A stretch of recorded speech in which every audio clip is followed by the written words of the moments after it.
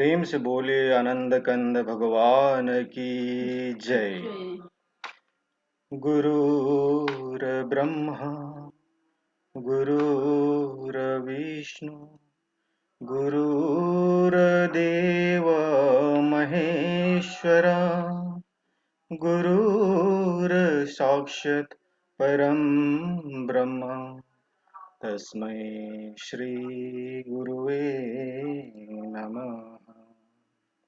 बंदो गुरुपदकंज कृपा सिंधु नररूप हरि महामोह तब पुंज जासु बचन रविकरणी कर अखंड मंडलाकारं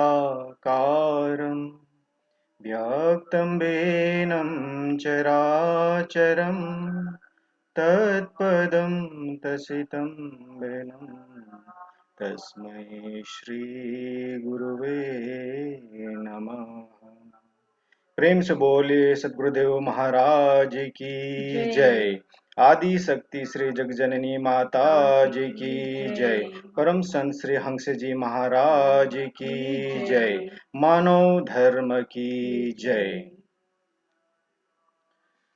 इस जूम के माध्यम से जुड़े हुए हमारे डॉक्टर जेपी अग्रवाल जी, प्रेमीगण एवं जिज्ञासु सभी को स्वागत और मेरा सादर जय श्री सच्चिदानंद।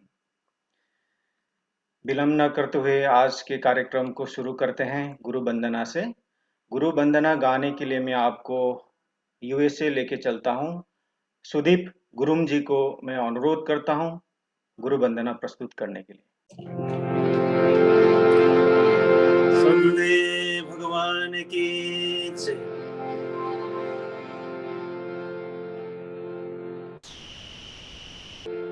गुरु विष्णु गुरुर्देव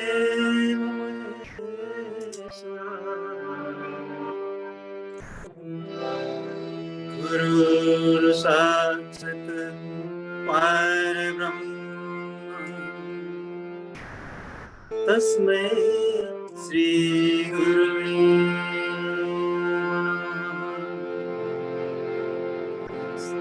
सद्गुरुदेव भगवान की जय।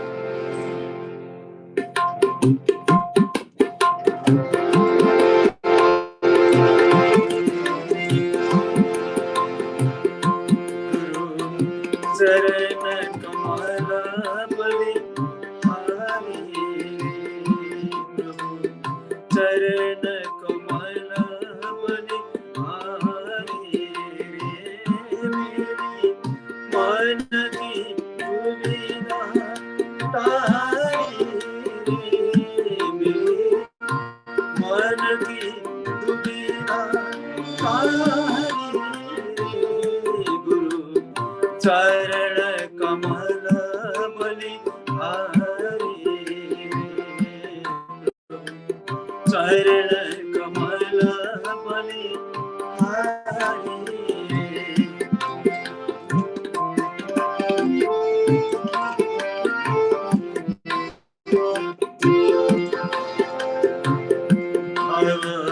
सागर में नीरा पारा डूबरा नहीं मिले किनारा।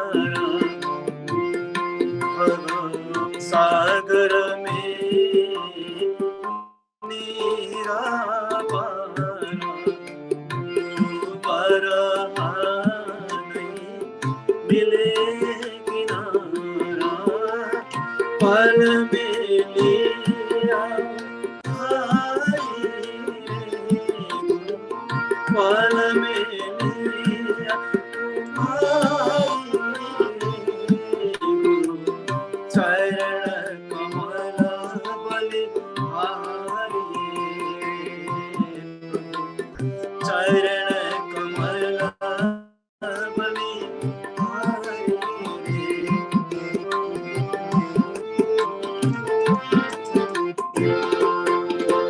काम क्रोध मद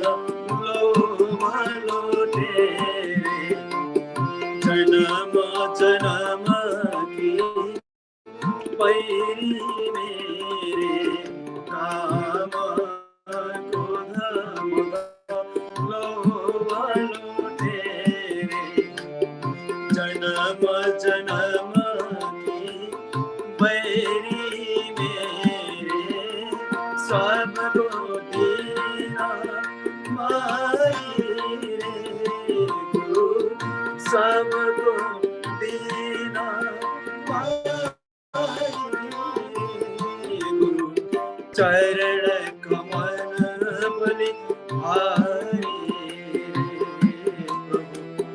चरण कमल बलि भारी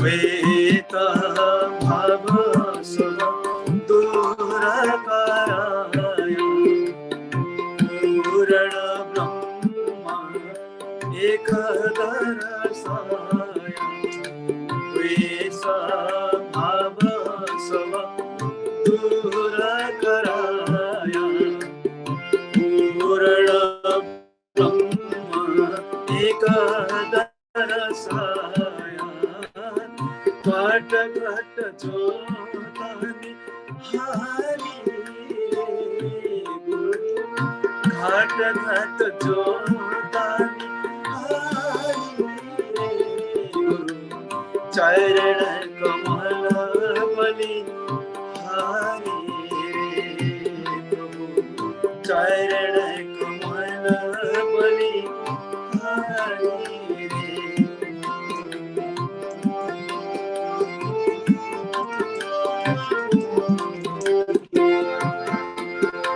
युग युग गुरु देव बताए ब्रह्मानंद शांति मनाए युग युग गुरु देव बताए ब्रह्मानंद शांति मन आए मानुष देह धारी रे मानुष देह धारी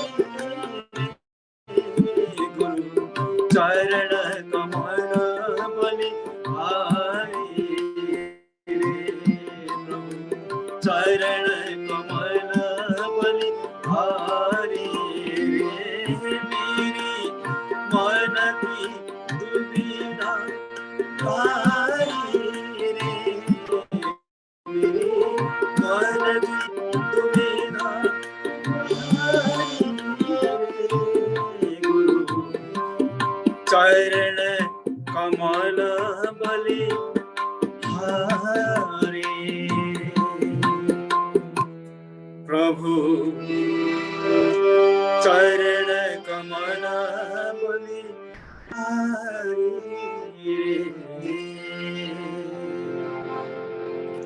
सद्गुरुदेव भगवान की जय जय श्री सदानंद आनंद कंद भगवान की जय। सुदीप भाई को बहुत बहुत धन्यवाद गुरु वंदना प्रस्तुत करने के लिए। अभी सत्संग के लिए हम लोग यूके चलते हैं। हमारे गुरु भक्त डॉक्टर हरीश भाई नंदा जी को मैं अनुरोध करता हूं अपना सत्संग विचार रखने के लिए। गुरुर्ब्रह्मा गुरुर्विष्णु गुरुर्देवो महेश्वरम् गुरु साक्षात् परब्रह्म तस्मै श्री गुरुवे नमः तस्मै श्री गुरुवे नमः। प्रेम से बोलिए श्री सतगुरुदेव महाराज की जय। आदि शक्ति जगत जननी श्री माता जी की जय। परम संत श्री हंस जी महाराज की जय। आनंद कंद भगवान की जय। सभी महान दिव्य विभूतियों की जय और मानव धर्म की जय। उपस्थित सभी पूजनीय संत महात्मा भाईगण, श्री जेपी जी, प्रेमी सज्जनों और जिज्ञासु जीवों, सबको मेरा जय सच्चिदानंद। थोड़ी देर के लिए आपके सामने मैं अपना विचार रखूंगा। इस मौका देने पर मैं आकाश जी और उसकी टीम का आभार व्यक्त करता हूँ। बेसिक सत्संग होएगा, कोई बड़ी बात नहीं होएगी इसमें, 10-15 मिनट का, और कोशिश करूंगा कि उसका मैं पूरा लाभ उठाऊंगा। बैकग्राउंड में थोड़ा मेरे को आत्मज्ञान मिला, बहुत साल हो गए वैसे तो, इंग्लैंड में आके हुआ फिर, और उस टाइम हमारी फैमिली मेंबर्स और रिश्तेदार कोई कोई को आत्मज्ञान था और उनका वो लोग आनंद उठा रहे थे, लाभ उठा रहे थे, तो उससे मैं प्रेरित हुआ। लेकिन तकरीबन 1.5 साल लग गए विचार करने में, ज्ञान लेना नहीं लेना, कभी सत्संग जाना, कभी भाई जी लोग को साथ मिलना, कभी उनके सत्संग सुनना। तो आहिस्ता आहिस्ता फिर खुद अपने आप में ऐसा दिल में हुआ कि नहीं, अभी मेरे को लगता है कि आत्मज्ञान मेरे लिए जरूरी है, मेरी लाइफ के लिए। तो फिर मैंने उसके बाद आगे कदम रखा है। जैसे हम जानते हैं, मैं तो अभी शुक्रगुजार हूँ कि मेरे को आत्मज्ञान मिला है, जिसने गीता पढ़ी है और हम सुनते भी है सत्संग में। हर कोई भाग्यशाली होता है, उनको भी आत्मज्ञान मिलता है, सेल्फ रियलाइजेशन मिलती है, और सबसे पहले तो मनुष्य जीवन में ही मिलता है, बाकी और योनि में तो ये संभव भी नहीं है। तो मैं तो अपने आप बहुत नसीबदार समझता हूँ, क्योंकि गीता में तो लिखा है, जैसे आपने शायद सुना होगा, कि हजारों ऐसे लोगों में से कोई कोई ऐसा निकल आता है जो थोड़ा आत्मज्ञान और स्पिरिचुअलिटी के बारे में आगे सोचता है, और वैसे हजारों में से कोई कोई एक कदम आगे बढ़ाता है, और ऐसे हजारों में कोई थोड़े ऐसे होते हैं जो जिज्ञासा बताते हैं आत्मज्ञान के लिए, और उसमें से थोड़े बहुत हजारों में है जो आत्मज्ञान को प्राप्त कर सकते हैं। और उसके बाद भी उसको लेवल मिल गया तो उसका मतलब ये नहीं कि बस हम सब कुछ हमारा काम समाप्त हो गया। आत्मज्ञान का जो ध्येय है, जो एम है, वो हमको नहीं भूलना चाहिए, जो है कि liberation of cycle of birth and death. ये 84 लाख योनियों से हमको मुक्ति दिलाने के लिए ये मार्ग है। और ये मायावी दुनिया से रहकर भी उससे हम प्रभावित ना होए, और अपना ध्यान सिर्फ भगवान कॉन्शियसनेस पर रखे, जैसे हम कमल के फूल का एग्जांपल देते हैं, और जिसके द्वारा अल्टीमेटली क्या होता है, हमको अंदर से परम शांति मिलती है, परम हैप्पीनेस मिलनी चाहिए, चाहे दुख हो चाहे सुख हो, एक समतोल बैलेंस्ड अपना जीवन हो, एक बैलेंस्ड अपना माइंड हो।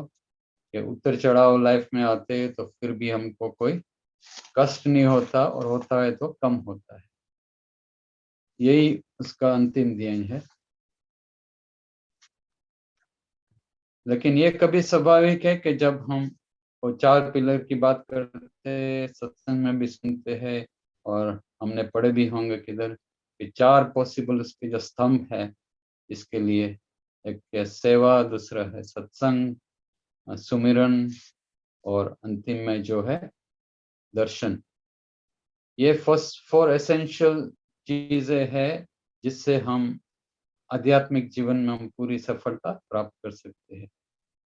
जैसे हमको बताया गया है सत्संग में भी एग्जाम्पल के साथ कि अगर हम कोई प्लांट या ट्री या पौधा नया डालते हैं गार्डन में, तो फिर अपने आप तो बड़ा नहीं होता, उगता नहीं है, उसके लिए रेगुलर उसको पानी चाहिए, खातर चाहिए, फर्टिलाइजर चाहिए, सनशाइन चाहिए डेवलप होने के लिए, बड़े होने में लिए। इसी तरह आत्मज्ञान लेने के बाद हमको सेवा, सत्संग, सुमिरन, दर्शन कायम उसकी जरूरत रहती है और होनी चाहिए, तो ही हम उसका पूरा लाभ उठा सकते हैं और महसूस कर सकते हैं। बाकी तो कितने ऐसे भी भक्त है जिन्होंने ज्ञान लिया और उसके बाद उन प्रभावित नहीं हुए, लेकिन उसके जास्ती कारण क्या होता है कि उन लोग ने ये 4 जो स्तंभ है उसके पर पूरा ध्यान नहीं दिया होगा। खास करके जो सुमिरन की बात आती है, और जेपी जी तो हर बात हमको उसके पर ही स्ट्रेस करते रहते हैं। हमने सुना है बहुत बार कि सबसे एसेंशियल जो पार्ट है वो सुमिरन का है, और 2-3 घंटे तो होना ही चाहिए टाइम पे। हमने दूसरे प्रेमियों के साथ सत्संग सुने हैं, उसमें भी यही 4 सेवा, सुमिरन, सत्संग, दर्शन की बात आती है। अभी हमने 3-4 वीक में सुना है, शंकर भाई थे वो गुजरात से, सचिन खत्री जी सिक्किम से, फिर अपने अमृत जी दिल्ली से, और तोशी बहन ने भी सत्संग किया था, और लास्ट उत्तम गिरी ने भी नेपाल से। बस यही बात बार बार उसमें आती है। तो मेरे लिए तो सेवा यूके में जब भी मौका मिलता है तो सेवा तो हम करते ही है। अभी इसके हालात इधर डिफरेंट है कि कभी कभी महाराज जी के दर्शन होते इधर, भाई जी जब भी होते तभी होते, कभी वीज़ा नहीं होता है तो फिर नहीं होते। तो फिर जब भी मौका मिलता है, दिव्य परिवार इधर होते, महाराज जी होते, भाई जी लोग होते, तो मैं और दूसरे प्रेमी तो इसका पूरा लाभ उठाते हैं। इंडिया में 3-4 प्रोग्राम देखने आया हूँ, वहाँ की बात कोई और है। उधर तो जो प्रेमी है उनका एकदम एक्सट्रीम डेडिकेशन होता है, सेल्फलेस निष्काम सेवा उनकी देखकर मैं कितने साल पहले बहुत प्रभावित हुआ था। इतने बड़े प्रोग्राम होते हैं लेकिन उनकी जो निष्काम सेवा होती है उससे वो डरते नहीं है, एकदम डेडिकेटेड सर्विस होती है। शायद किचन में हो या तो फिर शौचालय में हो या फिर कोई भी दूसरे प्रोग्राम में हो, लेकिन वो लोग थोड़े भी हिचकिचाते नहीं है, एकदम निष्काम सेवा से फुली कॉन्सेंट्रेटेड अपनी सेवा देते हैं। और इधर आके हमने भी कोशिश तो यही करते हैं, लेकिन मेरे ख्याल से इंडिया के भक्तों की बात कोई और है, डेडिकेशन, उससे भी कुछ सीखना है हमको। और जब सेवा का मौका मिलता है तो उसको याद करके मैं भी कोशिश करता हूँ। सत्संग भी मिलता है इधर रेगुलर, जब भी जैसे मैंने बोला भाई जी होते, महाराज जी होते, जब भी मौका नहीं मिलता तो फिर हम बस वीडियोस देखते हैं। आजकल तो अभी लॉकडाउन है और कोरोना का प्रॉब्लम है, तो फिर बहुत सारे सत्संग मिलते हैं इंटरनेट पे, उसकी तो कोई कमी नहीं है। तो मैं तो पर्सनली तो उसका खुद फायदा उठा रहा हूँ, और मेरे ख्याल से सब प्रेमी लोग भी उसका अनुभव कर रहे होंगे। सुनने की बात एक है सत्संग, लेकिन फिर उसके बाद उसको आचरण में लाना वो भी इतना ही महत्वपूर्ण है। अपने आध्यात्मिक सफर में अगर हमको सफल होना है तो सुन के रह जाने की बात नहीं है, लेकिन उसके साथ भी प्रैक्टिस में डालने की बात है। जो भी हमने सुनते हैं उसको हम आचरण में डालें तो मेरे ख्याल से उसमें तो हमको फायदा और फायदा ही है।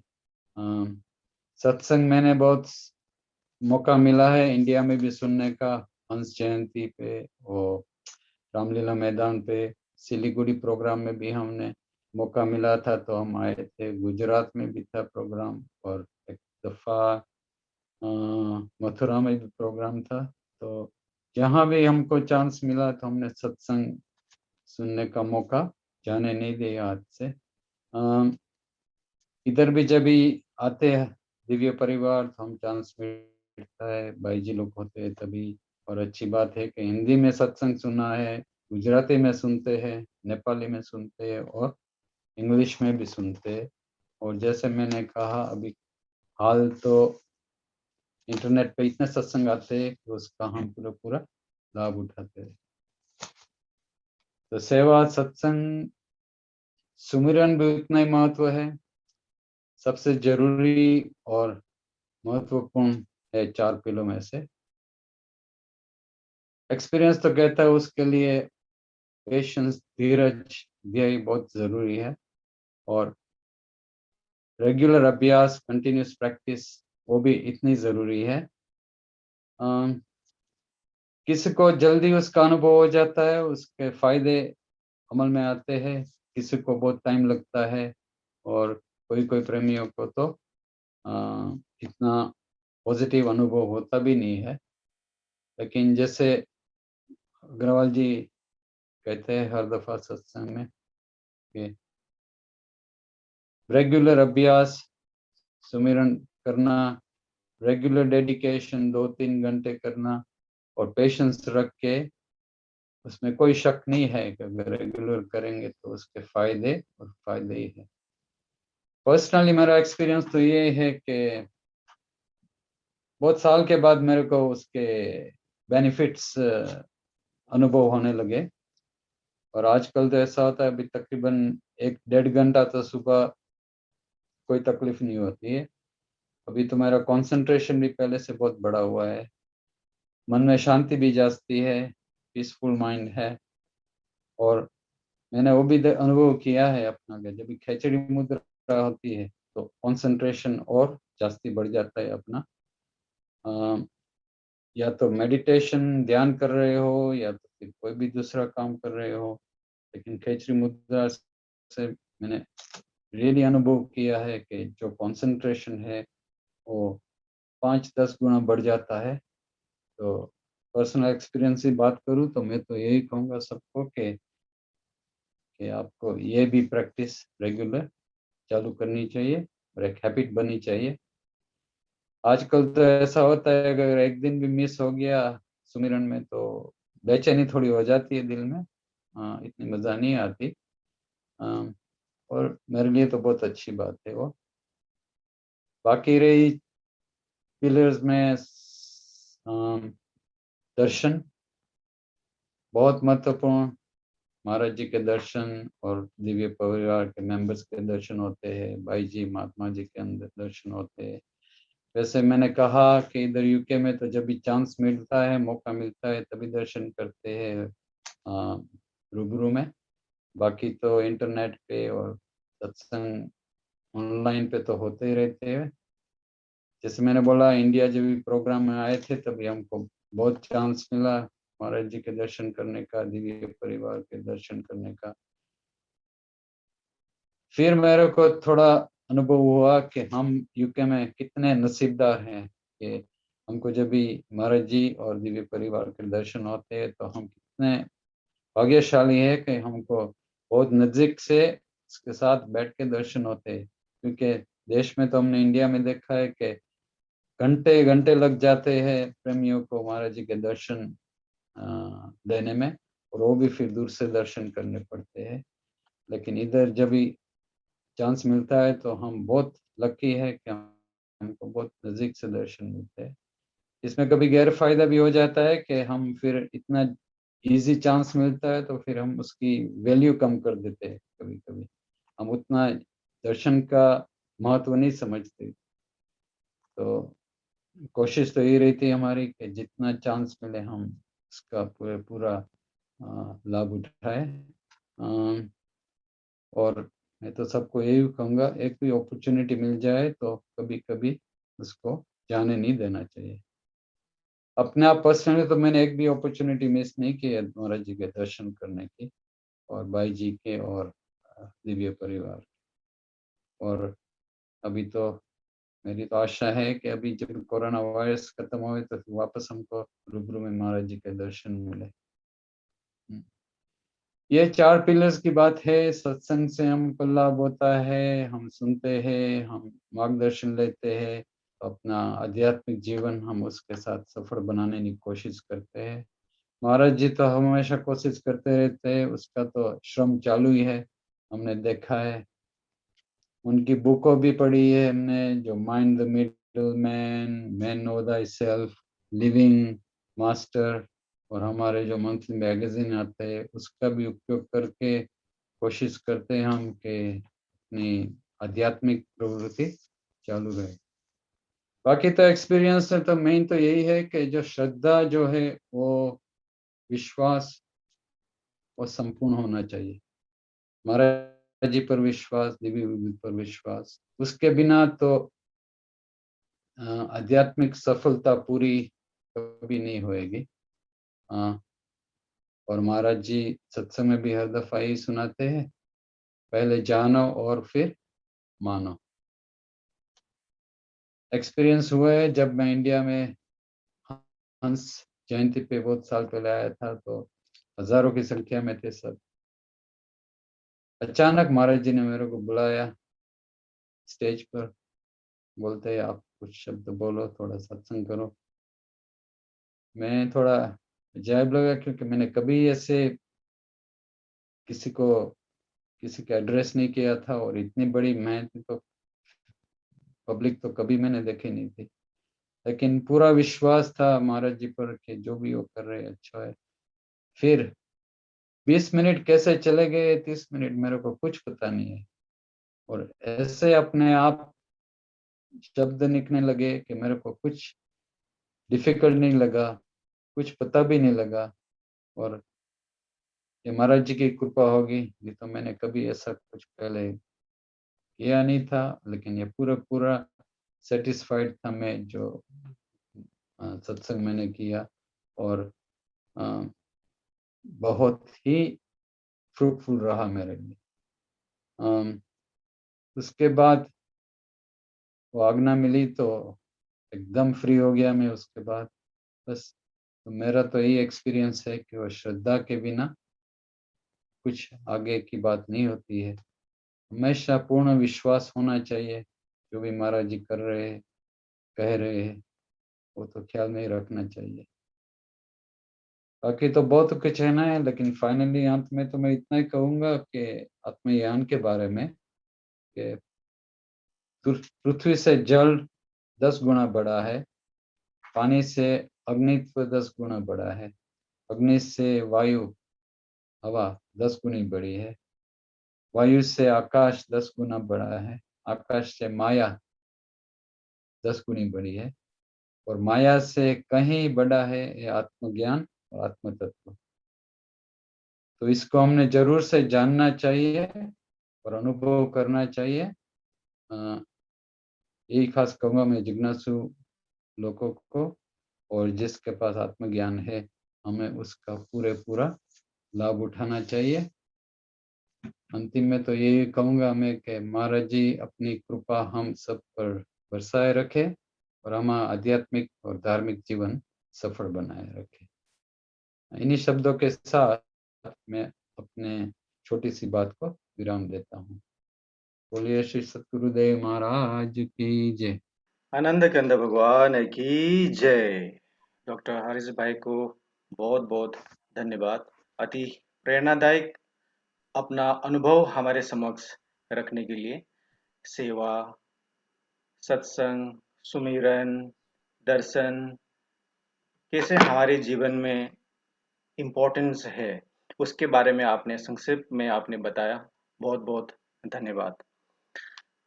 अभी एक भजन होगा, भजन के लिए हम लोग न्यूयॉर्क यूएसए चलते हैं। बिरख गुरुंग जी को मैं अनुरोध करता हूं अपना भजन प्रस्तुत करने के लिए। प्रेम से बोले सतगुरुदेव महाराज की जय।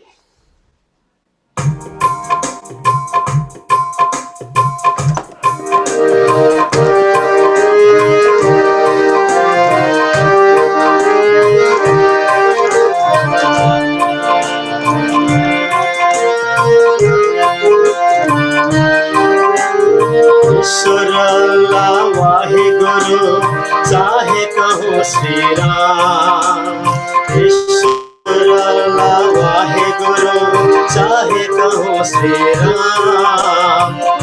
मालिक सबका एक है, अलग अलग है नाम। मालिक सबका एक है, अलग अलग है नाम।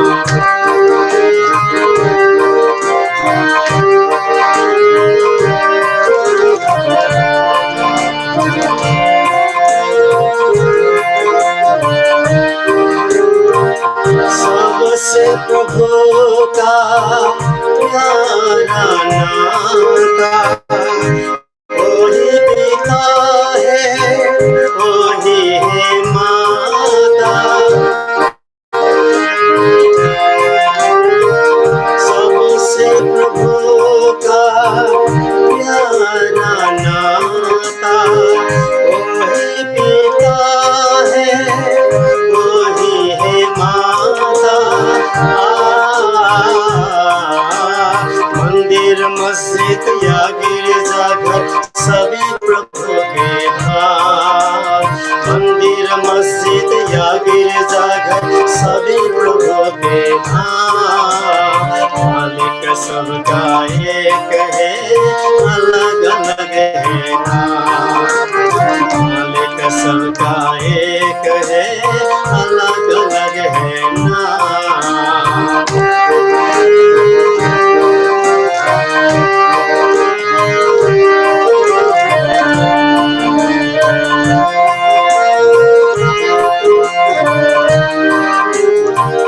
गीता बाइबल या कुरान है, मालिक का सब ही में गान है।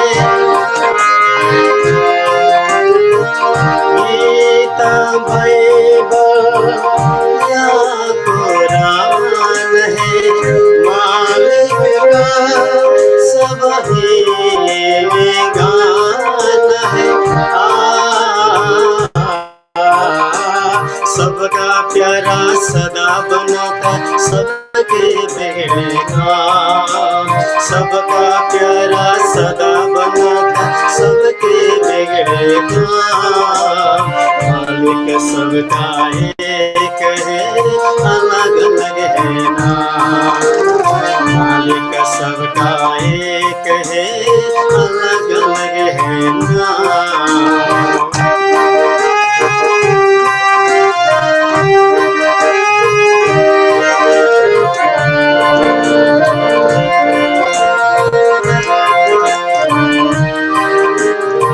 सब धर्मों को प्रेम सिखाता, सबको सच राह दिखाता। सब धर्मों को प्रेम सिखाता, सबको सच राह दिखाता।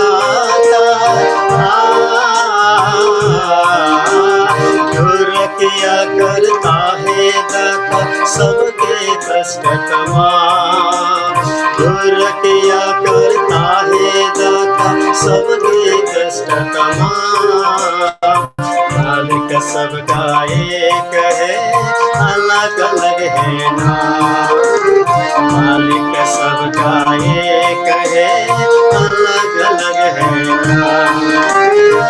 ईश्वर अल्लाह वाहे गुरु, चाहे कहो श्री राम। ईश्वर अल्लाह वाहे गुरु, चाहे कहो श्री राम। मालिक सबका एक है, अलग अलग है नाम।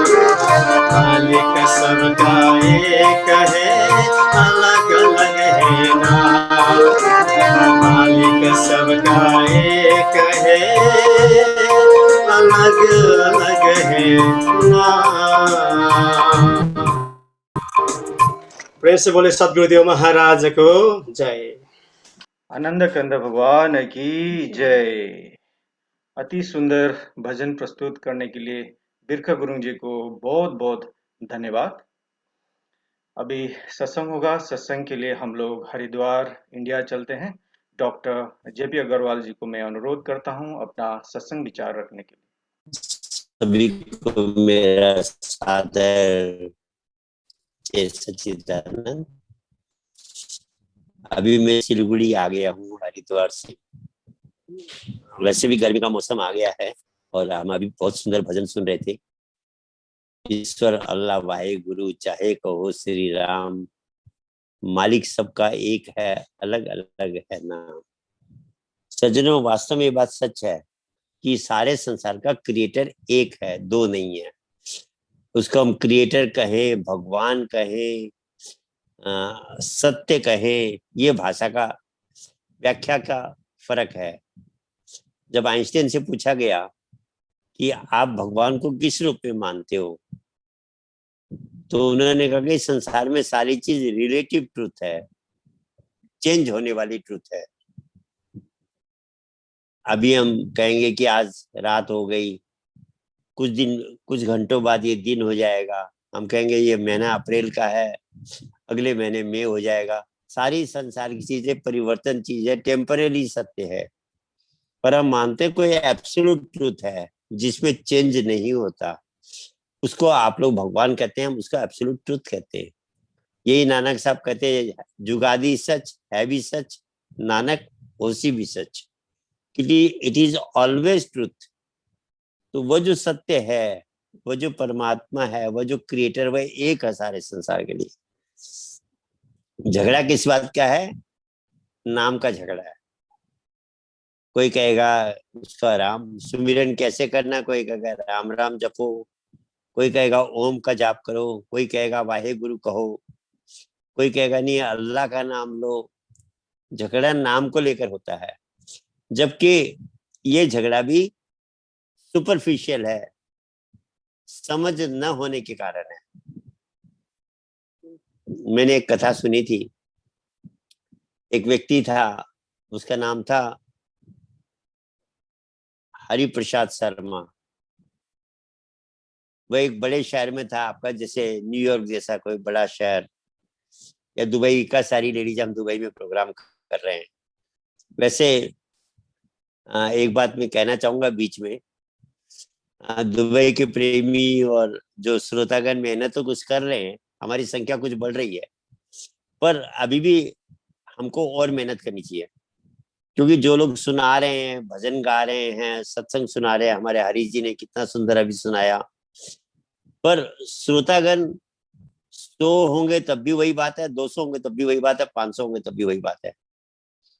तो हम जितने भी लोग सुन रहे हैं, हमारा प्रयास हो कि अगली बार एक व्यक्ति कम से कम हम अपने साथ जोड़े। वो जो सुनेगा उसको जो पुण्य प्राप्त होगा, उसका परसेंटेज लाने वाले को फ्री में मिलेगा। वो चिट फंड होता है ना, चिट फंड में आप जिसको मेंबर बनाते हैं, तो वो जो भी परचेज करता है उसका कुछ परसेंटेज आपको फ्री में आता है। ऐसे जिसके आपके कारण जो भी इस सत्संग में आएगा, लगेगा, सुनेगा, उसको जो पुण्य प्राप्ति होगी उसका कुछ परसेंटेज आपको फ्री में मिलेगा। इसलिए ये काम बहुत सुंदर काम है। हम सबका प्रयास होना चाहिए कि हम केवल ना सुने, हमारे दोस्त को, पड़ोसी को, रिश्तेदारों को, जो भी जिससे भी हमारा संबंध है, हम प्रयास करें कि वह भी इस कार्यक्रम में सम्मिलित हो। तो मैं कह रहा था, एक दुबई जैसा शहर था, वहाँ एक व्यक्ति था, उसका नाम था हरिप्रसाद शर्मा। उसने मेडिकल पास किया, एक अस्पताल में डॉक्टरी प्रैक्टिस करने लगा। बहुत अच्छा व्यक्ति था। तो जो भी वहाँ पेशेंट उसके पास आते थे, वो कहते हमारे डॉक्टर साहब कितना अच्छा, उसके डॉक्टर साहब के नाम से फेमस हो गया। वह गरीबों का फ्री इलाज कर देता था। अभी जैसे कोरोना का पीरियड चल रहा है, कितने डॉक्टर अपनी जान पे खेल के कर रहे हैं, कुछ गायब हो जा रहे हैं। तो उसकी हमेशा ये भावना रहती थी कि मैं जितना लोगों का भला कर सकूं करूं। कुछ दिन बाद उसने कॉलेज में पढ़ाना भी शुरू कर दिया। तो कॉलेज के जो स्टूडेंट थे वो उसको प्रोफेसर साहब के नाम से पुकारते थे। कुछ दिन बाद उसने क्या किया, एक फेयर प्राइस शॉप भी खोल ली, जिसमें लोगों को सही मूल्य पे अच्छी चीज मिले। वहां जो ग्राहक आते थे वो उसको सेठ जी कहने लगे। अब एक ही व्यक्ति कहीं पर सेठ जी हो गया, कहीं पर डॉक्टर हो गया, कहीं प्रोफेसर हो गया। कुछ दिन बाद वह वैसे जाति का ब्राह्मण था, उसको ज्योतिष विद्या में इंटरेस्ट हुआ, उसने ज्योतिष विद्या भी सीख ली और लोगों की टिप्पणियां बनाना, हस्तरेखा देखना, ये सब भी ज्योतिषी कार्य भी करने लगा। टाइम टाइम में एज ए हॉबी समझिए, पर वो करने लगा। तो जिनका वह कनेक्शन था उसके से, वो उसको ज्योतिषी जी कहने लगे, पंडित जी कहने लगे। व्यवहार बहुत अच्छा था, इसलिए जो भी उसके संपर्क में आया वो उनकी उसकी प्रशंसा करता था। एक दिन दुबई में 4 व्यक्ति बैठ करके डिस्कस करने लगे कि हमारे शहर में सबसे अच्छा आदमी कौन है। एक ने कहा हमारे डॉक्टर साहब जितना अच्छा कोई नहीं है, हमारे डॉक्टर साहब बहुत स्पेशल है। दूसरा कहने लगा अगर तुमने हमारे प्रोफेसर साहब को नहीं देखा है, हमारे प्रोफेसर साहब तो जब हम कोई चीज नहीं समझ पाते हैं घर में बुला के हमको फ्री पढ़ा देते हैं और स्पेशल मेहनत करते हैं कि हर लड़का अच्छे नंबरों से पास हो। वैसा प्रोफेसर हमने आज तक नहीं देखा। सबसे बढ़िया आदमी अगर है तो प्रोफेसर साहब है। तीसरे ने सेठ जी की महिमा गाई, चौथे ने पंडित जी की महिमा गाई। अब चारों में बहस होने लगी। वो कहता है सबसे बढ़िया डॉक्टर साहब है, दूसरा कहता है प्रोफेसर साहब है, तीसरा सेठ जी, चौथा पंडित जी कह रहे हैं। चारों में बहस हो रही थी, निर्णय नहीं हो पा रहा था। एक व्यक्ति उसी रास्ते जा रहा था, उसने चारों की बहस को सुना, खड़ा हो गया और सुनने के बाद कहने लगा मैं आप लोगों का फैसला कर दूं। बोले हाँ करो। बोले आप जिन 4 व्यक्तियों की बात कर रहे हो वो 4 व्यक्ति नहीं, एक ही व्यक्ति है जिसकी आप लोग बात कर रहे हैं। बोले कैसा बेवकूफ है, 4 व्यक्तियों का एक बता रहा है, या तो इसने शराब पी रखी है, नशे में है। कैसे हो सकते हैं चारों व्यक्ति एक कैसे हो सकते हैं? एक डॉक्टर है, एक प्रोफेसर है, एक दुकानदार है, एक पंडित जी है। उसने कहा भैया मैं जो बात कह रहा हूँ ठीक कह रहा हूँ। आप जिन 4 नामों को लेकर झगड़ा कर रहे हैं, प्रोफेसर साहब, डॉक्टर साहब, सेठ जी और पंडित जी, ये चारों उस व्यक्ति के गुणवाचक नाम है, क्वालिटेटिव नेम्स हैं। आप लोगों को उसका ओरिजिनल नाम पता नहीं है, इसलिए झगड़ा हो रहा है। वो मेरा दोस्त है, मैं उसका पड़ोसी भी हूँ, मैं उसको नजदीक से जानता हूँ। उसका असली नाम हरिप्रसाद शर्मा है। वह हरिप्रसाद शर्मा फलाने हॉस्पिटल में डॉक्टर है, इसलिए तुमने उसको डॉक्टर साहब कह के जानते हो। वो उस कॉलेज में पढ़ाता है, तुमने वहां पढ़ा होगा इसलिए तुम प्रोफेसर साहब कह रहे हो। उसकी इस मोहल्ले में, इस एरिया में दुकान है, तुमने वहां कुछ परचेजिंग की होगी, तुम उसको सेठ जी कह रहे हो। तुमने कभी उसको ज्योतिषी दिखाई होगी तो तुम उसको पंडित जी कह रहे हो। ये 4 जो नाम है ये उसके क्वालिटेटिव नेम्स है, गुणों के नाम है। और उसका असली जो नाम है वो हरिप्रसाद शर्मा है। इसलिए ये जो तुम्हारा झगड़ा है ये दिखावटी है, इसलिए झगड़ा कि तुम उसके असली नाम को नहीं जानते। ऐसे सजनों, हम सब कहते भगवान तो एक है, पर ये झगड़ा नामों को लेकर है। कोई कहता है ये नाम जपो, कोई कहता है ये जपो। जब सुमिरन की बात आती है, भगवान के नाम को जपने की बात आती है, तो वहां मतभेद शुरू हो जाते हैं। वो इसीलिए हो रहे हैं कि हम उसके असली नाम को नहीं जानते। तभी कहा नाना पंथ जगत में निज निज गुण गावे, सबका सार बताकर गुरु मार्ग लावे।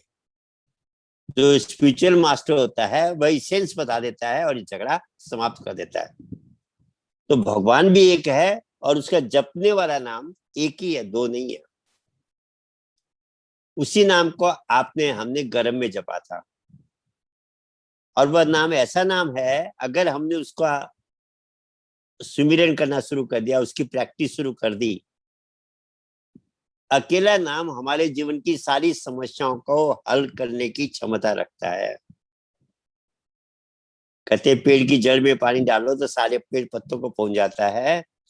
ऐसे उस नाम की साधना करने से वह हमारी भौतिक और आध्यात्मिक दोनों जीवन की सारी समस्याओं को दूर करता है और सारी आवश्यकताओं की पूर्ति करता है। इतना प्रभावशाली, इतना पावरफुल ये नाम है। शास्त्र में तो यहां तक कहा है कि भगवान से भी बड़ा उनका नाम है। कहां लगी करूं मैं नाम बढ़ाई, राम न सके कि नाम गुण गाई। कि स्वयं भगवान राम भी उस नाम की महिमा नहीं गा सकते, इतना powerful one name of God है। तो सज्जनों, बहुत से लोग कहते हैं कि जब हम लोग प्रोग्राम करते हैं, बोला आप बताते क्यों नहीं नाम क्या है, क्यों छिपाते, क्यों आप कपटी करते हो? यही समस्या है। वह नाम भाषा में नहीं आता है, जिब्रा से व्यक्त नहीं हो सकता, एक्सपीरियंस हो सकता है, एक्सप्रेस नहीं हो सकता। आप कहेंगे जी ऐसा नाम होता ही नहीं, होते हैं सज्जनों।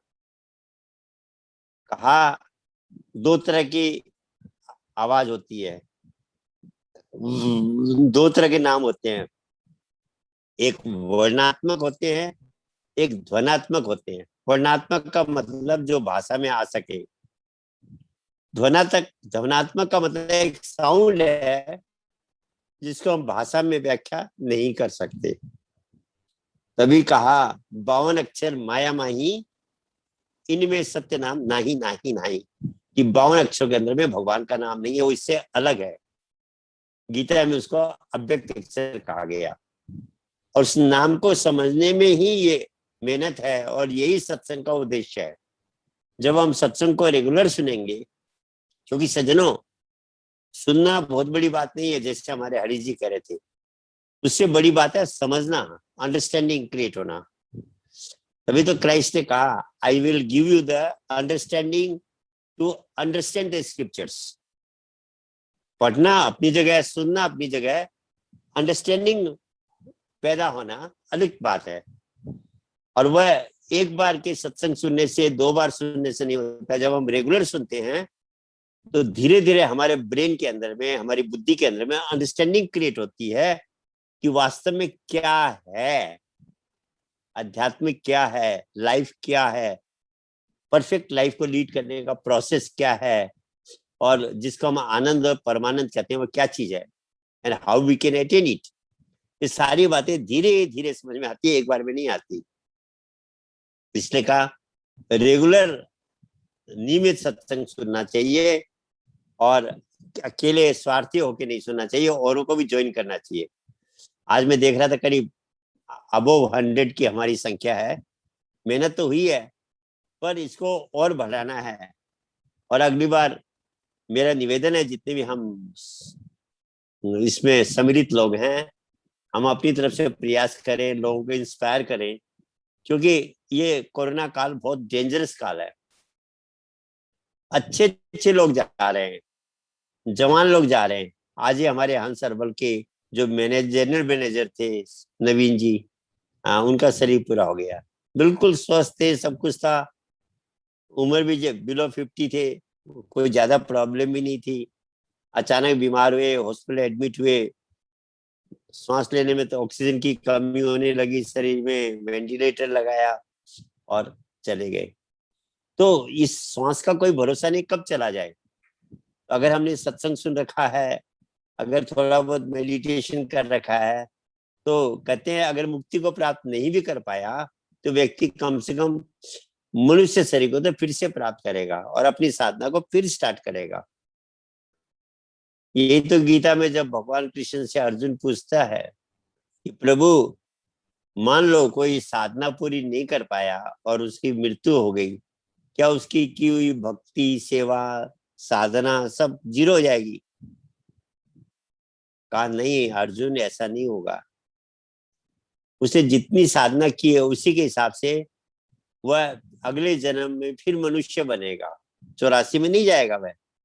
अब मनुष्य बन करके अगर उसने बहुत ज्यादा साधना कर रखी है, थोड़ा बहुत ही उसका बाकी रह गया है, तो डायरेक्ट किसी योगी महापुरुष के घर में जन्म लेगा और वहां इजीली अपने साधना को पूरा कर लेगा। इसलिए महापुरुषों के घर में जो बच्चे जन्म लेते हैं, हम उनको पहले प्रणाम करते हैं, क्योंकि वो पूर्व जन्म के योगी हैं। अपनी योग साधना को पूरा करने के लिए उन्होंने फिर एक बार मनुष्य शरीर लिया है और वो पूरा कर लेंगे, क्योंकि डायरेक्ट योगी के घर में आए हैं। इसलिए और कहा दूसरा जो जन्म है वो किसी श्रीमान घर में, किसी अच्छे सज्जन के घर में जन्म लेगा, और अचानक वो कहीं इस बात को सुनेगा और सुनने के बाद उसको प्रेरणा मिलेगी और फिर लग जाएगा। आप देखिए यंग एज में कितने लोग लग जाते हैं, कैसे लग गए? पूर्व जन्म के संस्कार उनको प्रेरित करते हैं और वह एक साथ आगे बढ़ जाते हैं। तो कहा नष्ट नहीं होता है मेरा भक्त, वह अगले जन्म में उस साधना को पूरा करता है फिर। तो सज्जनों, ये कोरोना काल है, कब क्या हो जाए, इसलिए जितना ज्यादा हम सत्संग सुनते, सत्संग सुने, जितना ज्यादा प्रभु के नाम का जिन्होंने ज्ञान प्राप्त कर रखा है उसकी साधना करें। और सबसे बड़ी सेवा इस ज्ञान का प्रचार है।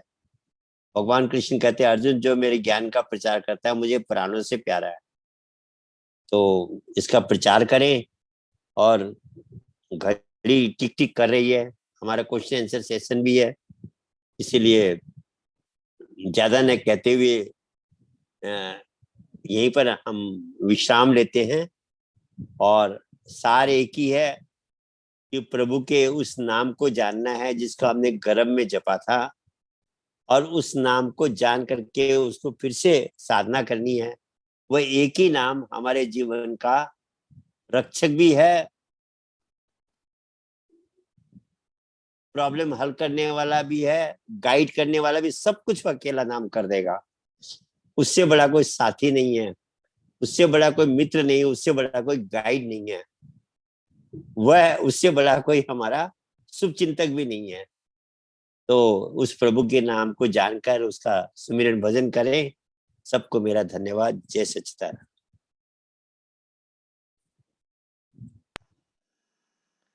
आनंद कंद भगवान की जय। डॉक्टर साहब को अति प्रेरणादायक सत्संग विचार रखने के लिए बहुत बहुत धन्यवाद। जैसे डॉक्टर साहब ने बताया कि ये कार्यक्रम जो है ये हम सब का कार्यक्रम है। हम सब एवरी वीक यहाँ पे सम्मिलित होते हैं। अनुभवी प्रेमियों का, संत महात्माओं का, डॉक्टर साहब का सारगर्भित सत्संग प्रवचन सुनने का अवसर मिलता है और अपने जीवन को धन्य हम लोग बना रहे हैं। तो जैसे डॉक्टर साहब ने कहा वैसे ही हम लोग एवरी वीक सेम लिंक होता है, ये जो लिंक से आप लोग ज्वाइन हुए हो सेम लिंक पे आप लोग ज्वाइन होते हो और ये सेम लिंक आप शेयर कर सकते हैं अपना फ्रेंड्स को, रिलेटिव को, so that they can also join and get the benefit of this programme. तो अभी ज़्यादा विलंब न करते हुए question and answer session start करते हैं। सुदीप पांडे जी प्रश्न पूछना चाहते हैं। मैं आपका माइक अनम्यूट करता हूं। के अरे हामी मान्छे भएपछि त ध्यान गर्न थालेपछि चाहिँ भगवानको ध्यान गर्न थालेपछि अथवा नामको हामी चाहिँ के हुन्छ भन्दाखेरि अब भनौँ न 15 देखि 20 वर्षको मान्छेलाई चाहिँ केही प्यासन हुन्छ अथवा गेमको अथवा स्टडी जे पनि हुन्छ, तर ध्यान गर्न थालेपछि चाहिँ त्यो चाहिँ अलिकति होइन यो व्यर्थ हो कि भन्ने अलिकति शङ्का चाहिँ मनमा आउँछ। अनि त्यो मजा चाहिँ अलिकति हट्न खोज्छ, किनकि त्यस्तो जस्तो आनन्द आउँथ्यो त्यो चाहिँ घट्छ, किनकि यता ध्यानले चाहिँ त्यो सबै लैदिन्छ। तर त्यो काम चाहिँ हामीले गर्न पर्छ भनेर चाहिँ गरिन्छ। यो विषयमा चाहिँ केही भनिदिनुहुन्छ कि? हजुरले ध्यान सिक्नु भएको छ? हजुरलाई उपदेश भएको छ? त्यस्तो त छैन, तर थोरै थोरै। अनि कस्तो ध्यान सिक गर्नुहुन्छ? ध्यान त खै म त बस्छु कैसा ध्यान करते हैं? बस्ने अनि आँखा बन्द गर्ने अनि त्यसपछि खै यहाँ कानबाट आवाज आउँछ टु खाले। ऐसा ना पांडे जी, अभी आपने ध्यान ही नहीं सीखा है। जब तक कोई चीज ओरिजिनल नहीं होगी तो उसका इफेक्ट भी ओरिजिनल नहीं होगा। आपको पहले वो जो गर्भ में ध्यान किया था उस ध्यान को सीखना पड़ेगा प्रैक्टिकली। स्पिरिचुअल मास्टर के पास जाकर के, साथ संत महात्मा के पास जाकर के अपनी थर्ड आई को खुलाकर उस भर्गो ज्योति का प्रैक्टिकल ध्यान करना सीखना पड़ेगा। जब आप उस ध्यान को करेंगे तो ये विरक्ति नहीं आएगी, बल्कि और ज्यादा काम करने का जोश आएगा आपको। अभी आपका ध्यान ही ओरिजिनल नहीं है इसलिए समस्या हो रही है। ठीक है, ठीक जब है, आपका ध्यान ओरिजिनल होगा तो ये समस्या दूर हो जाएगी। धन्यवाद। धन्यवाद। सुदीप जी को बहुत बहुत धन्यवाद अपना प्रश्न रखने के लिए। दूसरा प्रश्न रखना चाहती है सावित्री ओली। मैं आपका माइक अनम्यूट करता हूं, अपना प्रश्न रख सकते हैं। ध्यान करने लगते हैं ना, तो क्या समझ के ध्यान करें? पहले पहले हम, जैसे आपने बोला, हम विपश्यना जैसे ऐसे हमने किसी से सीखा नहीं है, हम बहुत सालों से बाहर रहते हैं, हमने किसी से सीखा नहीं है, हम सारा ये यूट्यूब से सीखी हुई सांसों को थोड़ा ध्यान लगाते थे।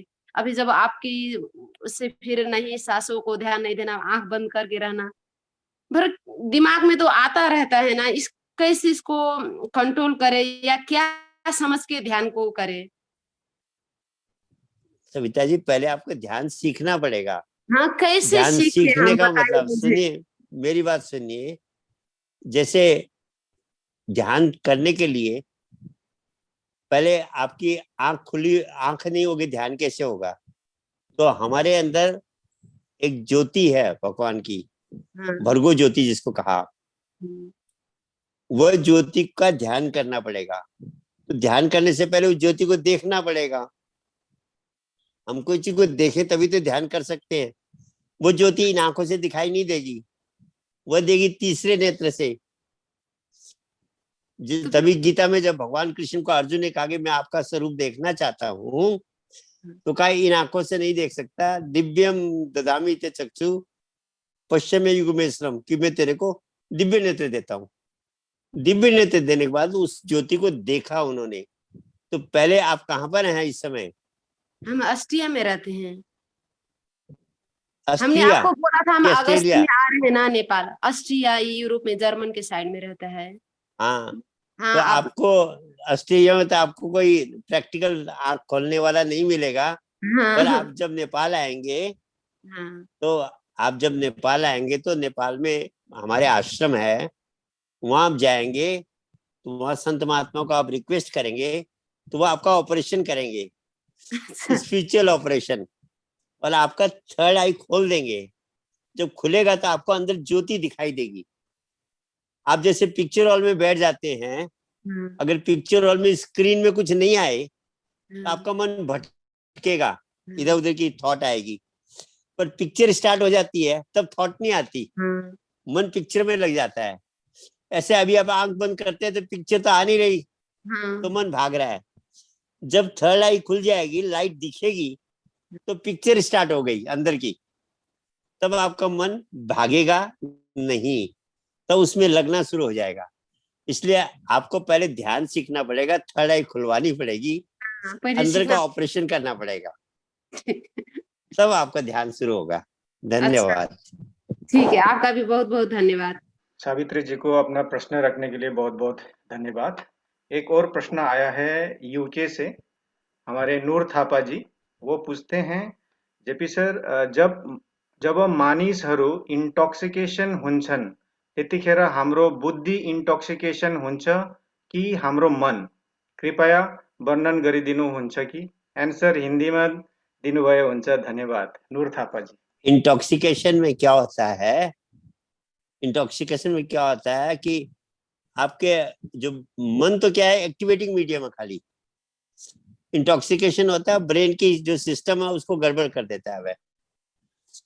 और उसमें क्या होता है कि जब ब्रेन की सिस्टम गड़बड़ा गई तो जो सॉफ्टवेयर है उसकी भी वर्किंग गड़बड़ा जाती है।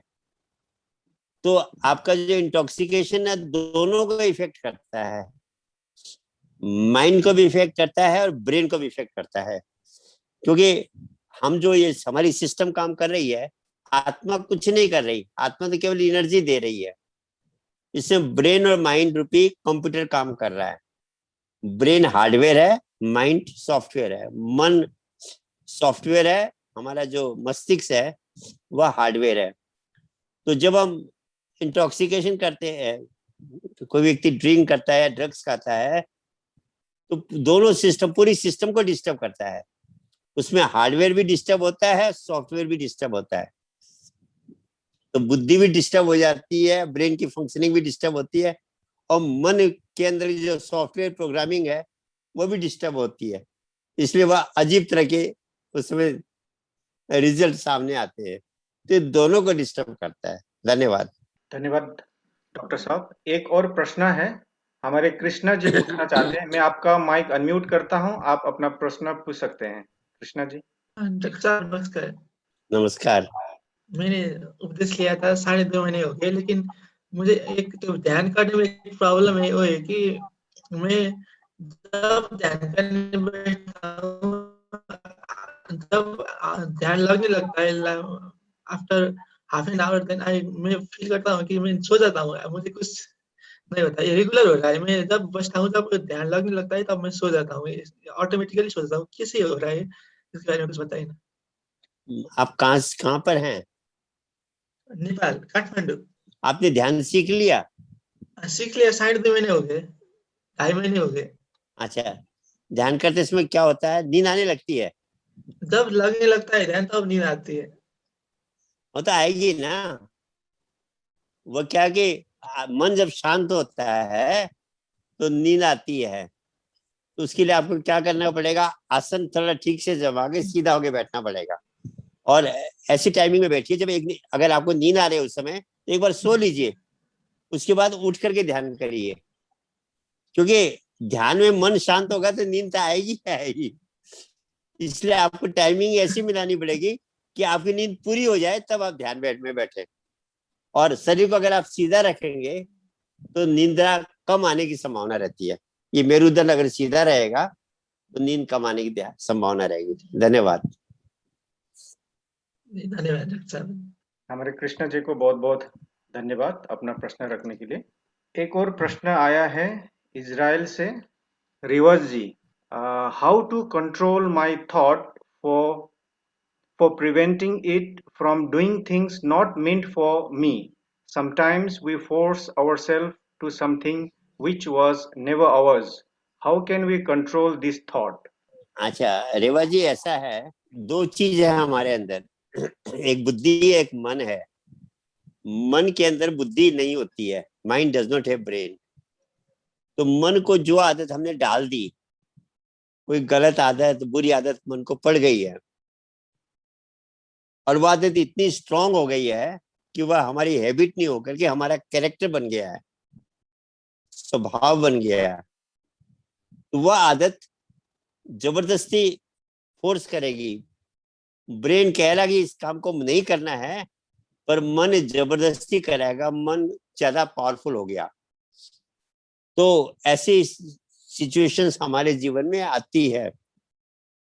बुद्धि के ना कहते हुए भी मन उसको जबरदस्ती ओवरटेक करके करा देता है। तो इसका उपाय क्या है? इसका उपाय है कि जब हम मेडिटेशन करना शुरू करेंगे, कौन सा मेडिटेशन? जिसका हमने गर्भ में किया था, तो धीरे धीरे वो मन के अंदर वो जो आदत स्ट्रांग बनी हुई है उसको हटाएगा, और जब वह हटेगी तब मन का प्रेशर ब्रेन झेल पाएगा। तो ये मन के कारण है, मन के अंदर जो आदत पड़ी हुई है, स्ट्रांग हो गई है, ये कराती है जबरदस्ती। क्योंकि मन के पास बुद्धि नहीं है, मन को पता नहीं है कि अच्छा है ये बुरा है। उसको जो आदत हमने डाल दी उसको फॉलो करेगा। एक छोटे बच्चे की तरह है मन की स्थिति। छोटे बच्चे को हाथ जोड़ना अच्छा है, थप्पड़ मारना बुरा है, वो नहीं जानता। आप जो सिखा दोगे वही करेगा। ऐसे मन करता है इस काम को। मन के अंदर ये आदत पड़ गई है, ये कैरेक्टर बन गया है मन का। तो इसका उपाय एक ही है। ब्रेन जब नहीं रोक पाता है तो मेडिटेशन ही मन के अंदर के उस वायरस को धीरे धीरे खत्म करेगा। So we have to learn that meditation and practice that meditation. Thank you. रिवाज जी को बहुत बहुत धन्यवाद अपना प्रश्न रखने के लिए।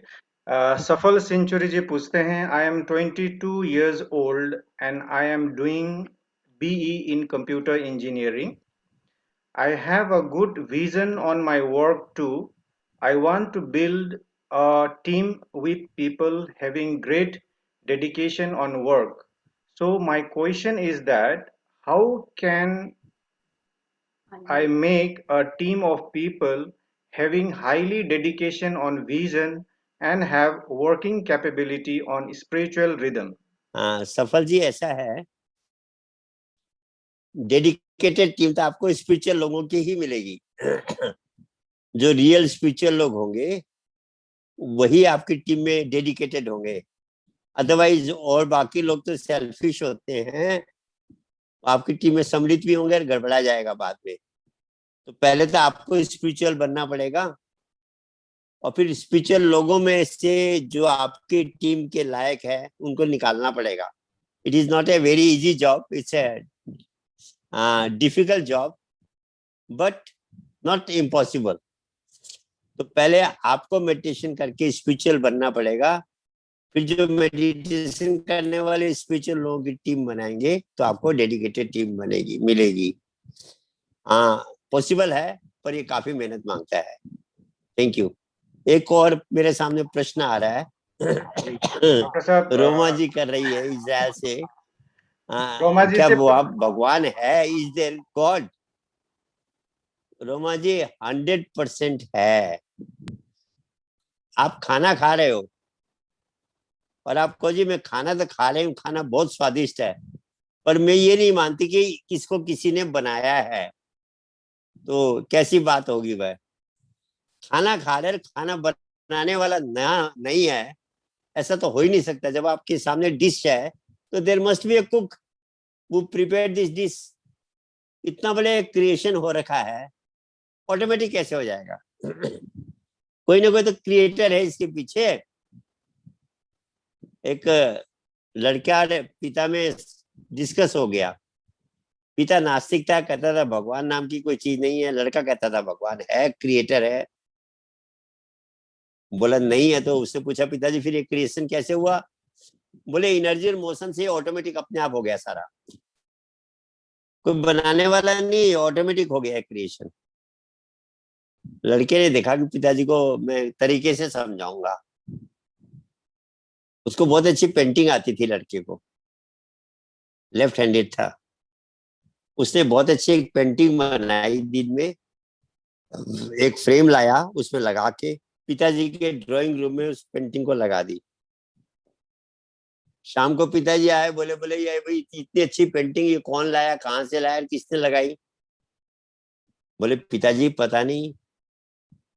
अरे बोले कोई ने तो कोई आके लगाया होगा। बोला नहीं पिताजी मुझे तो पता नहीं, पर ऐसा हो सकता है कहीं से हवा में कागज उड़ते हुए आए, ब्रश उड़ता हुआ आया, कलर उड़ते हुए आए और इस पे लग गए। फिर एक हथौड़ी आई, कांटी आई और फ्रेम आई और वो लग करके इसमें ठुक गए होंगे और ये आपके इस पे टंग गए होंगे, ऑटोमेटिक हो गया होगा। पिताजी गुस्से में डांटने लगे, बोले तू मेरे साथ मजाक कर रहा है, ऐसा हो ही नहीं सकता। इसको जरूर, ये जितनी सुंदर जो ड्राइंग बनी है किसी ने इसको बनाया है और इतने सुंदर तरीके से लटका रखा है, जरूर इसके पीछे किसी का हाथ है, किसी ने इस ड्राइंग को बनाया है और फ्रेम में फिट करके लगाया है। अपने आप हो ही नहीं सकता ये। तो उसने कहा पिताजी जब एक छोटी सी ड्राइंग तो अपने आप नहीं बन सकती, इतना बड़ा सिस्टमेटिक क्रिएशन है।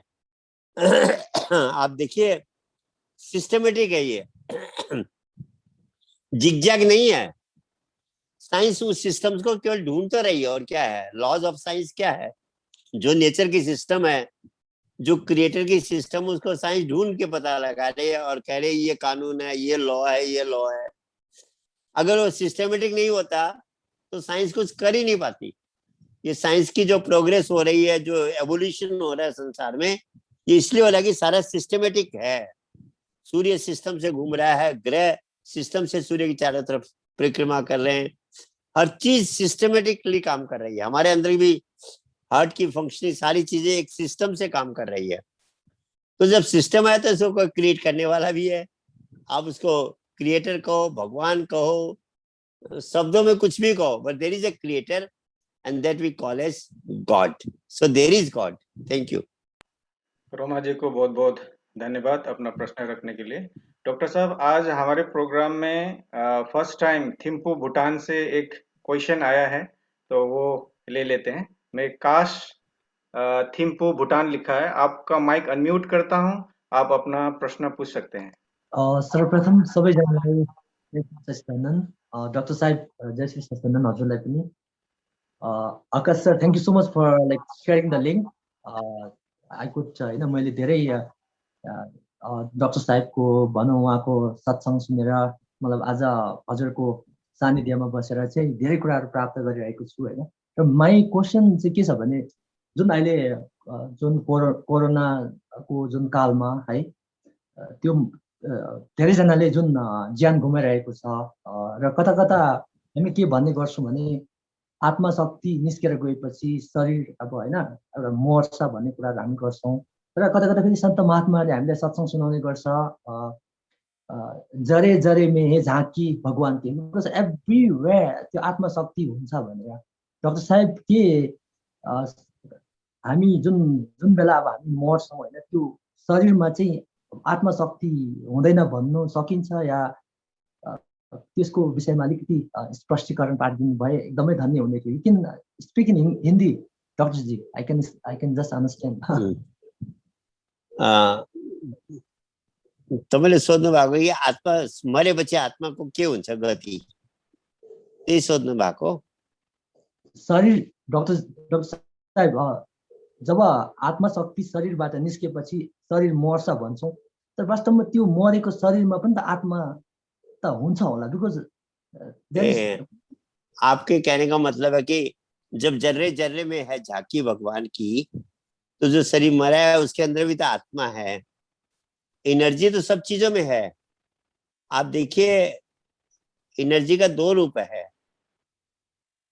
अब एटम के अंदर भी जो इलेक्ट्रॉन्स घूम रहे हैं वहां उसको एनर्जी घुमा रही है।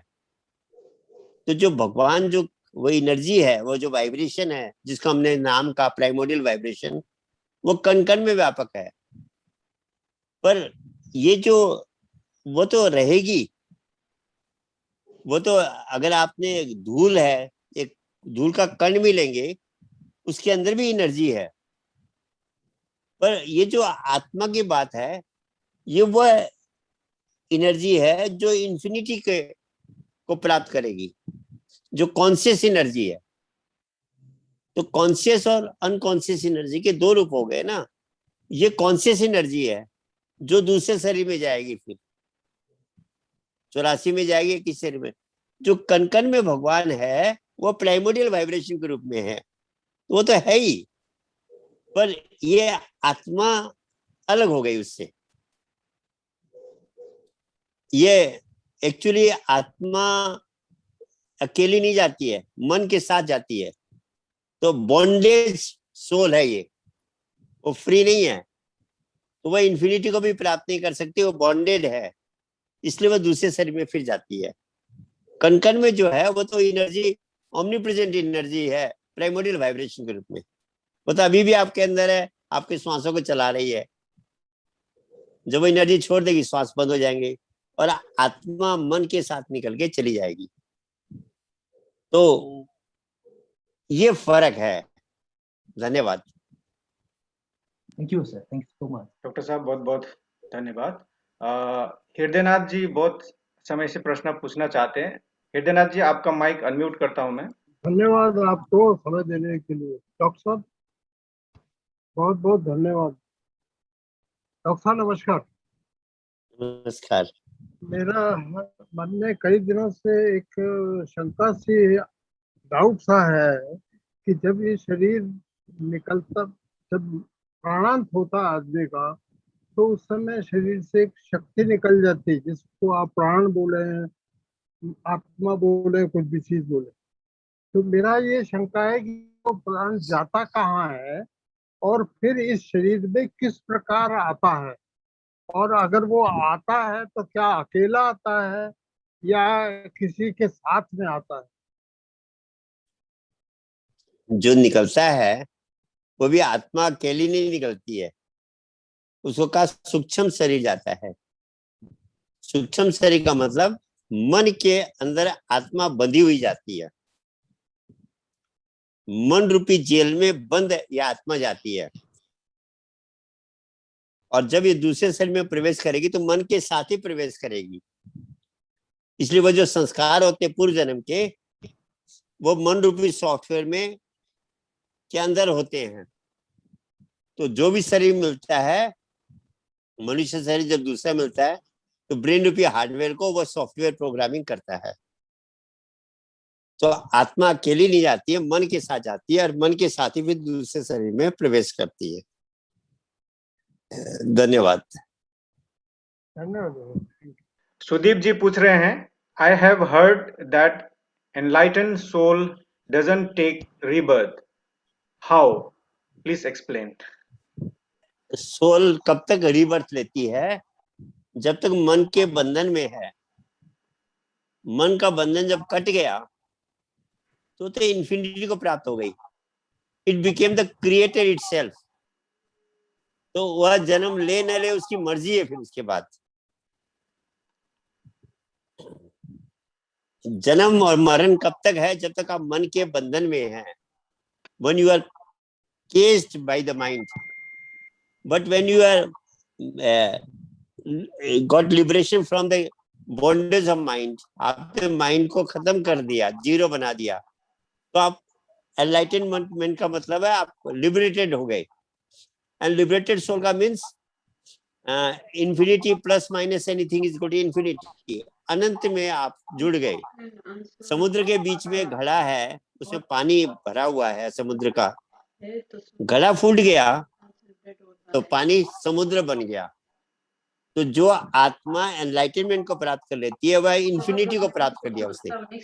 It became the creator itself. वो भगवान हो गई, वह इंफिनिट हो गई। अब वह कभी शरीर लेना चाहे अपने उसमें से कुछ, कभी आना चाहे तो अलग बात है। अदरवाइज अब मन के जब बंधन में नहीं है तो उसको लिबरेशन, उसका फिर से जन्म लेने का मतलब ही नहीं रहा। मन हमको बंधन में लाता है, फिर से रीबर्थ में लाता है। जब मन को हमने जीरो बना दिया तो we are above that, no question of rebirth. Thank you. Doctor साहब, आज का अंतिम प्रश्न ले लेते हैं। एक नारायण जी लिखते हैं, हजुर एक दिन मैले एउटा इगलले अर्को चरालाई मार्दै गरेको देखेँ।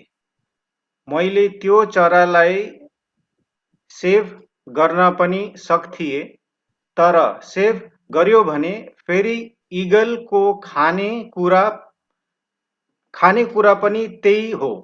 त्यो सिचुएसनमा मेरो धर्म के हो? सेभ गर्नु हो कि ईगललाई छोडिदिनु? तब ईगल को खाना हो तो ईगल को खाने देना ही पड़ेगा। पर आपके सामने कोई किसी की हत्या हो रही है तो उस समय आप बचा सकते हैं। ईगल जब खाना होगा तो फिर खाएगा, उसको फिर उसका आहार मिल जाएगा। मेरा मानना है कि उस समय उसको बचाना चाहिए। अगर हम कोई चीज को बचा सकते हैं, मान लीजिए शेर किसी जानवर पे, हिरन पे अटैक कर रहा है, आप वहां पर खड़े हैं और हिरन आपकी तरफ देख रहा है, तो आपका कर्तव्य होता है कि उस समय उसको बचा देना। शेर को तो खुराक मिलेगी और कुछ देर बाद वो कोई और खुराक ढूंढ लेगा। पर आपके सामने कोई काम हो रहा है तो मेरा मानना है कि उस समय उसको बचाना ही धर्म है। धन्यवाद। आनंद कंद भगवान की जय। 2 प्रश्न थे, वो हम लोग नेक्स्ट वीक लेंगे क्योंकि समय भी बहुत निकल गया है। तो आपके जो प्रश्न हैं वो नेक्स्ट वीक हम लोग कंटिन्यू करेंगे। आज के इस सत्संग में जो भी भाग लिए हैं सबको बहुत बहुत धन्यवाद। और आज के कार्यक्रम को समाप्त करते हैं गुरु वंदना से। प्रेम से बोलिए श्री आनंद कंद भगवान की जय। त्वमेव माता च पिता त्वमेव बन्धुस्त्वसखा त्वमेव विद्या द्रविणं त्वमेव सर्वं मम देव त्वमेव सर्वं मम देव त्वमेव सर्वं मम देव भक्तिदान मुझे दीजिए गुरुदेव ने की, और नहीं कुछ चाहिए निशिदिन चरण से। बारंबार मांगहूँ हर सदैव श्रीरम पद सरोग जन पायनी भक्ति सदा सत्संग। प्रेम से बोले श्री आनंद कंद भगवान की जय। आदि शक्ति श्री जगजननी माता जी की जय। सभी हंस महान विभूतियों की जय। सच्चे गुरु दरबार की जय। सभी संत महात्माओं की जय। भक्त और भगवान की जय। जेपी सर को जय सस्तानंद, सभी प्रेमियों को भी जय सस्तानंद। आनंद कंद भगवान की जय।